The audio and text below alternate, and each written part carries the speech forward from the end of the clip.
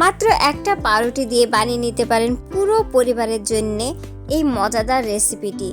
এটা ভীষণ টেস্টি একটা রেসিপি, খেতে ভীষণই মজার হয় এবং খুব অল্প সময়ের মধ্যে এটা বানানো হয়ে যায় এবং সম্পূর্ণ এটা একটা নতুনত্ব রেসিপি। আপনারা বাড়িতে অবশ্যই ট্রাই করবেন। চলুন তাহলে রেসিপিটি দেখা যাক। এখানে আমি 1 কিলো মতো দুধ নিয়ে নিয়েছি। দুধটাকে জাল করার জন্য একটা চুলায় বসিয়ে দিয়েছি। এবার দুধটাকে খুব ভালোভাবে জাল করে নিতে হবে।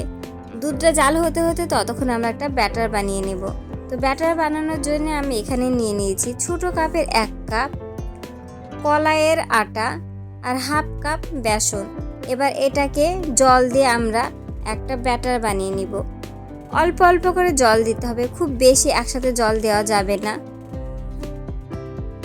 ব্যাটারটা অবশ্যই পাতলা হবে। আমরা বেগনি বানানোর জন্য যেরকম ব্যাটার বানাই ঠিক সেই রকমই হবে। তো এখানে কলাইয়ের আটা দেওয়ার জন্য এখানে জল অনেকটাই লেগে গিয়েছে।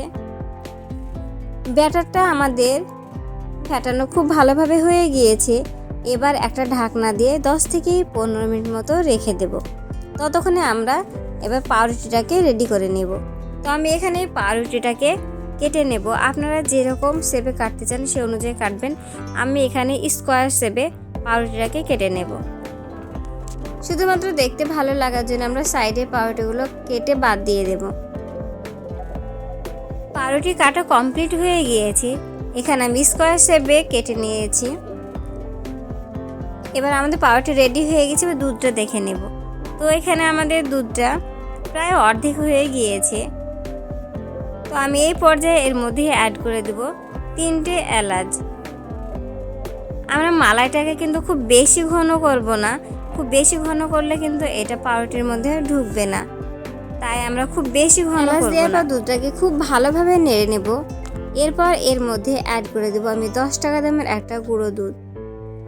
আপনারা চাইলে গুঁড়ো দুধটা স্কিপ করতে পারেন, বাট দিলে টেস্ট খুব সুন্দর আসে। দুধটা দেওয়ার পর দলা পেকে যাবে, এতে ভয় পাওয়ার কোনো কারণ নেই। এটা অনবরত নাড়তে থাকলে দলাটা ভেঙে যাবে ও দুধের সাথে খুব ভালোভাবে মিশে যাবে। দুধের সাথে খুব ভালোভাবে মিশে গেলে এর মধ্যে অ্যাড করে দেব 1 হাতা মতো চিনি। চিনিটা আপনারা যেরকম মিষ্টি পছন্দ করেন সেই অনুযায়ী অ্যাড করবেন। আমি খুব বেশি মিষ্টি পছন্দ করি না, ওই জন্য চিনির পরিমাণটা আমি একটু কমই রেখেছি। তো আমাদের চিনি খুব ভালোভাবে মিশে গিয়েছে। এবার চুলা আঁচটা বন্ধ করে দেব। 10 থেকে 15 মিনিট পর ফিরে এলাম। এবার দেখবো আমাদের ব্যাটারটা একদম পারফেক্ট হয়েছে কি না। তো তার জন্য আমি এখানে একটা আঙ্গুল ডুবিয়ে দেখব আঙ্গুলে ঠিকঠাক কোটিং হচ্ছে কিনা।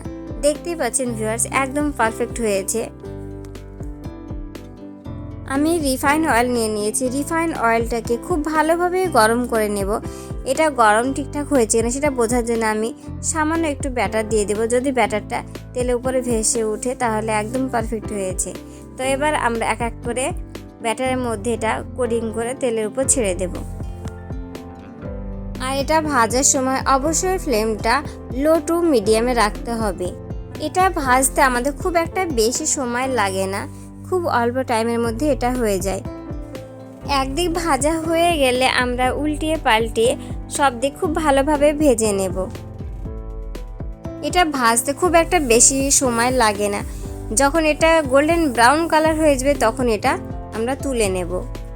আর অবশ্যই এটা কিন্তু নাড়তে থাকতে হবে, নাহলে কিন্তু পুড়ে যাবে। তো আমাদের ভাজা মোটামুটি কমপ্লিট হয়ে গিয়েছে। এই পর্যায়ে কিন্তু এগুলো আমরা তুলে নেব।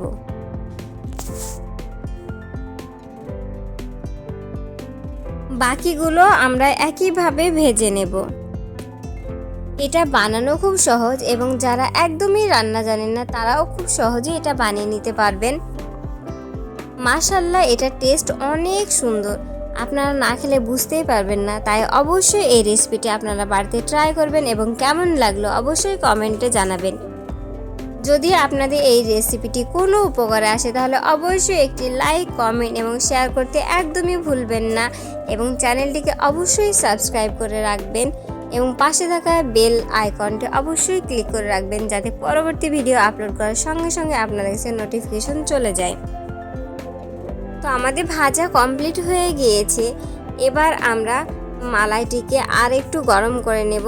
যেহেতু মালাইটা অনেকক্ষণ ছিল তা ঠান্ডা হয়ে গেছে, তাই মালাইটিকে খুব ভালোভাবে কিন্তু গরম করে নিতে হবে। এটা কিন্তু গরম অবস্থায় ঢেলে দিতে হবে। মালাইটা আমাদের খুব ভালোভাবে গরম হয়ে গিয়েছে। এবার এর মধ্যে পাউরুটিগুলো ঢেলে দেব।